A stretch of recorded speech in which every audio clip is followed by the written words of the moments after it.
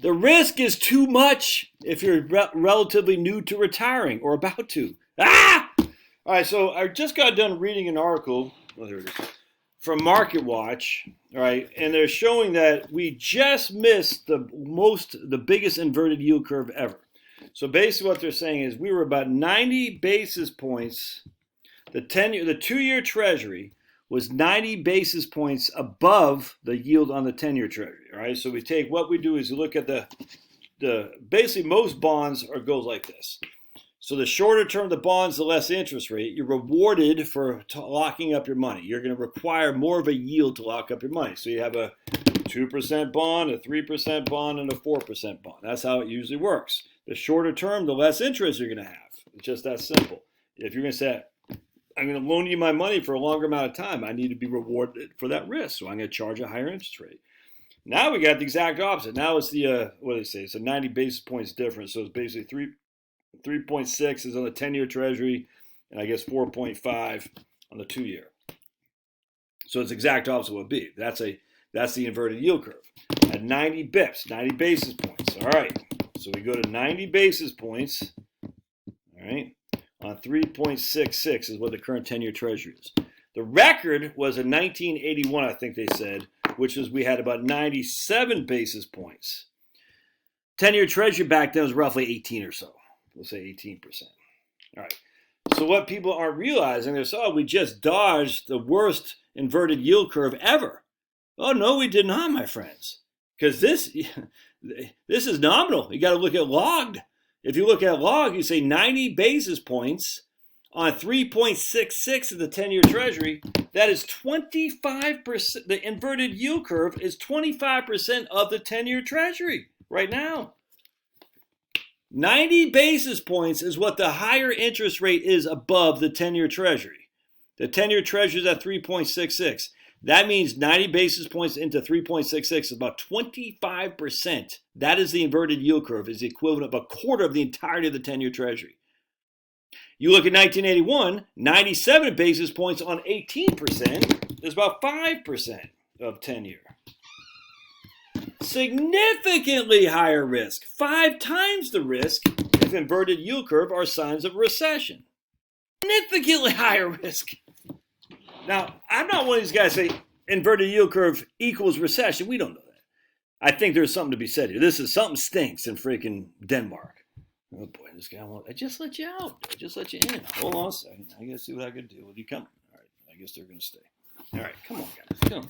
Kill me, babies. All right. So something's rotten in Denmark. All right. Now they do want to go. The reason I hate the inverted yield curve means recession is because it doesn't give you any time frame on that. They say inverted yield curve equals a recession. Yeah. Me eating carrots, I will die. I guarantee. There's no other way around that. So inverted yield curve equals recession. Well, a recession is going to come. Can you attribute that to the inverted yield curve or not? You can't. And you certainly can't call it 3 months, 5 months. We don't know. But when we have this significant level of risk, it's nuts to me. That something ain't right news. So I'm working with this lady. We'll call her Debbie. Or Kevin. There we call her Kevin. Kevin because, he, him, they, them, it, whatever. Kevin. So I'm actually working with a real live lady out in Texas today, a single lady. She's a widow. All right. She's got no debt. She's crushing. And basically long story short, let's just put it this way. She was in IT for many, many years in Texas. And she's seeing the writing on the wall of companies laying off people. And she got out. I think she got out last year or the year before. I can't remember. But she had no way dead. So here we are last year. We're going to use this last year. So basically what happened is we're running the numbers last year. And we're going to show you, she doesn't spend that much. I think she spends $3,500 a month or so. I mean, she is single. She got no debt. She takes care of her poochies and stuff like that. And, she's good. She got $20,000 from a survivor benefit because she's a widow. She needs about $3,500 a month or so. So she's going to get $22,000 from her portfolio. Actually, I think anyway, let's just go. In our portfolio, I can't remember. Last year when I was working with, about $550 or so. So we got a portfolio. It's at Fidelity, and she's pooping bricks now, her portfolio, because she's losing money, and she doesn't know what the hell's going on. Anyway, so last year we talked, or 2 years ago, I can't remember. Last year we talked, and she's sitting good. Debbie, Kevin, they, them, said, you're looking good. You're not going to run out of money. You're going to leave some money downstream. I can't remember if she has kids. I have an inclination she doesn't. I can't remember. But anyway, you're going to be fine. There's no other way around that. All right, now, So that was last year or the year before, and she had a investment portfolio of about 5.5%, 70/30. The Fidelity is managing it. I said, what are the fees? She goes, I don't know. I said, well, come on now. You got to know this stuff. Now, I don't blame her at all. She doesn't know. But she's losing money now. All right, so now her portfolio is down to a year later. So we're going to make her a year older because I'm going to show you what happened here. And she's starting to really poop bricks, dudes. So now she's going to make her a year older, 1961. And she thinks she'll live until she's 87. Did I make her a year older? All right, so now her portfolio is down to 465. And so we're going to go down here. And she gave me permission to use, her likeness, if you will. Name, NIL, college football. Name, something, and likeness.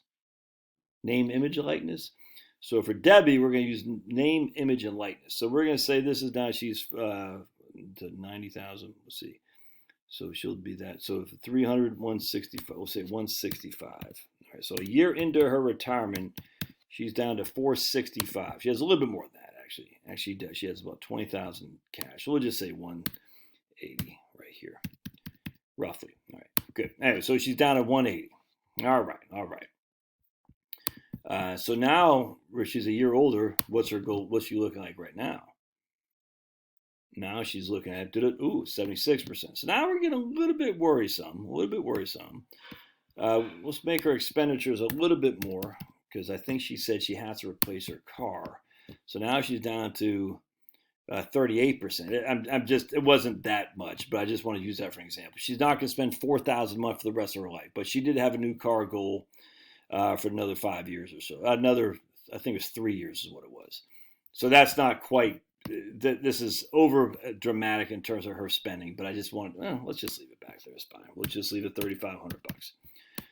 All right. So again, now we're sitting there, and she's at 76% probability. That's still pretty good. I'm not that worried about it, but she's worried about it.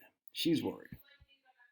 So she's having a hard time sleeping at night. So if you look at the confidence, how'd you guys get back in here? I'm not really worried about 75% because you can see we don't get anywhere near to zero until she's at 70, right there, 79 years old. 5% of the time she runs out of money, but 5% of the time she has 700,000 in today's dollars. I'm not all that worried about it. That assumes, by the way, another down market of. We could have a down market of, she has a median rate of return 5.5, so she could have a down market of about 30%. All right, so let's say we do have a down market of 30%. All right, that's where we're going. Well, let's not say 30%. Let's say 20%. So we're going to go to her portfolio. And instead of having 480, let's just take 20% off 480. 384. There we go. So we're going to have 380. We'll just wipe out this rate. 20% off. That's about $100,000. We'll just put this down to 100,000. All right, so now we're putting this down to 100,000. We'll make her 1 year older too, because let's just say she had another bad year. All right, and we're gonna say she's now 63 years old. I mean, she had a bad year, so we're just gonna say she's a little bit older.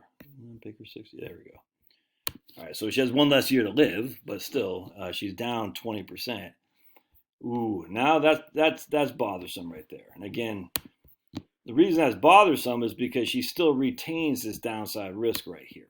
Just because you had a couple bad years doesn't mean the downside risk is gone. It's still there. So now we're getting a little bit nervous there because she's well below the 75% that makes me comfortable. All right. And so what can she do? Well, the nice thing is she's not afraid to sell her house or take a reverse mortgage. Let's put it that way. So that's fine. So we're going to be able to do that. She doesn't want to take Social Security on her own record earlier because that'd be dumb. We want to get those delayed earnings credits. All right, so this is a little bit risky. I mean, right here, her median is only $43,000. Again, median just means half the time you have more, half the time you have less. So what if we made her all bonds? Only show what I'm talking about is to reduce some of the downside risk. All right, what if we made her so the point? Let me go back. Where I'm going with this, I want to show you that if she has another year like we've had previously, this could really screw things up royally. So let's go back and put her where she was at 480.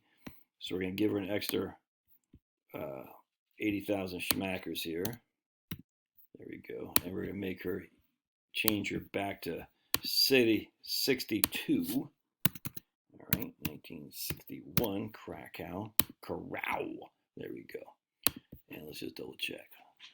All right, so now she's back at 70. No. So again, that's pretty good. That's even with the loss that we had last year, she's still sitting pretty good to me, in my opinion. But given what we know about the inverted yield curve, I'm freaking nervous myself, dude. So I want to show you something. I said, well, what if we were able to put you into a money market that give you 3.1%, but not a whole lot of, I mean, really shouldn't be any standard deviation in a money market in terms of you shouldn't get below your, it's hard to lose money in a money market, but I actually want to show you something. We're going to go to all bonds just to give you something else to look at. So all bonds are about 4.1% with a standard deviation about 4.5. That means on any given year, the all bond portfolio could be down, let's see, 4.9, 13.5. Yeah, about 9% or so. I don't expect that to happen, but I want to show what it looks like. I mean, it could happen. I don't know. So we're going to say, what if we made your portfolio all bonds? All right. What would that do instead? So to avoid getting smoked again, which could easily happen. Oh, it drops it to 65%. Oof, that's kind of concerning. So it doesn't do a whole lot because we're getting a less rate of return, as you can see. What if we made it to a money market? All right. It's going to drop even more to 15%. Money market's only paying 3%. Now, the thing about these scenarios that stinks is it doesn't really allow you to change your portfolio. You can do this glide path and stuff. I don't like those things because I don't, it's too sciencey. I don't mean science like, oh, no, it's just like you're going to move this, you're going to move that, you're going to pull that. No one does that in real life. But my concern is I want to make sure she protects against a 20% decline while we have this crazy inverted yield curve. All right. Remember, running out of money is significant. All right. That's a fact. We want to avoid running out of money. Thus, we want to avoid a significant downside. Hold on just a second.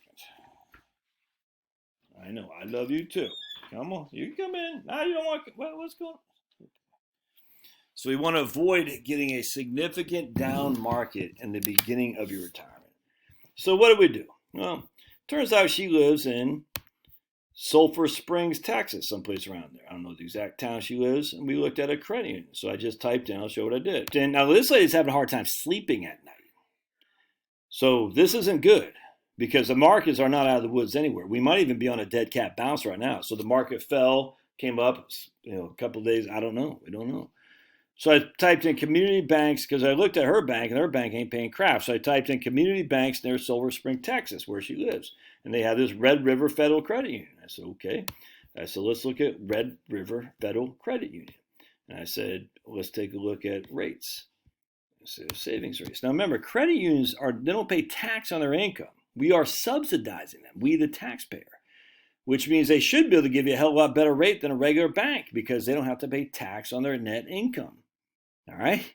Thus, you should take advantage of them. You're subsidizing a credit union. So if you can get a good rate at a credit union, well, hell's bells, go get one. Oh my lords! I said, look at this, 4.54% fixed rate with no downside risk for 24 months. Yes, that's the way to do it. Then we go down here, we look at money market accounts. Oh my lands, 1.75 on money markets with a minimum of $2,500. Yes, let's do that because her other bank wasn't paying crap. Now I can't do this in Right Capital to make a fixed rate of return. I probably can't. I'm not going to do it right now. I don't know how. So what I said is, look, just freaking go open up a CD at the bank, put $50,000 in your money market account at that local credit union. And that gives you 2 years of expenditure. She needs about $25,000 to $30,000 a year. She already has a couple, $20,000 in the bank. Adding another $50,000 would give her 2 years of expenditures. All right. The rest will be in a CD paying a guaranteed 4.54, no downside risk. I think it said 24 months. I said, dude, that will allow the inverted yield curve to figure itself out. Now, it might not mean anything. It might not. Look, anything could happen. It might mean there's no downside risk at all. I frankly don't see how that could happen. I mean, I could be wrong. Protection, my friends. This is the freaking order of the day. When the inverted yield curve is screaming bloody murder, protection is the order of the day. So I told her, I said, all right, Mrs. Robinson. Mrs. Robinson. I don't know why I called her Mrs. Robinson. Mrs. Robinson. What was that stupid? Wasn't there a movie like, I don't know what the hell. It was Mrs. Robinson.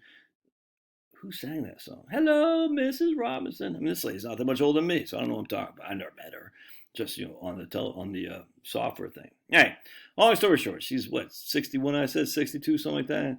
She's still got 25 years ahead. He can't afford another 20 to 25% down market. And the inverted yield curve, well, I don't put any credence that if then X, I don't put any credence that, but you're screaming bloody murder at what's going on right now. It makes no flipping sense. None. So let's just say the inverted yield curve levels out. No one is any worse for the wear. All right, let's just say she misses 20% for the next 2 years on the upside. I don't expect that to happen, at least. I think that's fanciful. I think if anything, she might miss 8% on the upside year over year. Okay. She gets more than half that at 4.54 on a 2-year certificate, and she misses 8% annually on the upside. I'll trade without any downside risk. I'll take that trade any day of the week. Any day of the week, man. It's risk mitigation, dudes. It's screaming risk right now. And then she just emailed me after, because let me just read what she said. Because this is what makes the whole thing worth living. She said, Josh, what did she say here? Hello. She said right here, I feel I got more value for money than our meeting. I'll be a new customer of the credit union tomorrow. All right. And she goes, please let me know if our meeting was worth a video. Yes, it is. So she kicks ass and takes names. Very fond of Mrs. Robinson. What I call her, Debbie. I don't know, Debbie Robinson, whatever. Kevin, they, them, it, something like that. So I was getting ready to say something. All right. So then we looked at who can join the credit union, the Red Rock, whatever this place is called, Red Rooster Credit Union, Red Rock Credit Union, Red River Credit Union, and who can join. Watch. Unlike a bank, the credit union is not for profit. You are eligible to join if you meet any of the following conditions. You live, worship, work, or regularly conduct business, or attend school and business or other legal entities located in Lamar, Delta, Hunt, blah, blah, blah, blah, blah, all these places. Even in Louisiana, Arkansas, Miller County's Arkansas. You are a relative of a current member. A relative is defined as a spouse, child, blah, blah, blah, blah, blah. So anyone basically can join Red River Credit Union. Why would you not do that? It's nuts to me. Anyway, so she's going to do that, and she's going to be a lot happier for having done that because it takes the risk off. But Josh, and so what happens is we go back to bonds. You don't have to stay there forever. That's what she said. She goes, well, what happens in 2 years? I said, Mrs. Robinson, we're going to have to review in 2 years to see what happens, where we stand in 2 years, if that makes sense. We could be in a much worse place and be happy that you're sitting in your certificates. Now, they mature. I don't know what kind of interest rates you're going to get. You could be having fear of missing out, like the markets are kicking ass, taking names. I get that. But for the time being, man, with what's happening in this inverted yield curve thing, that is screaming something, and it smells bad in Denmark. All right. Love your thoughts. We'll see you.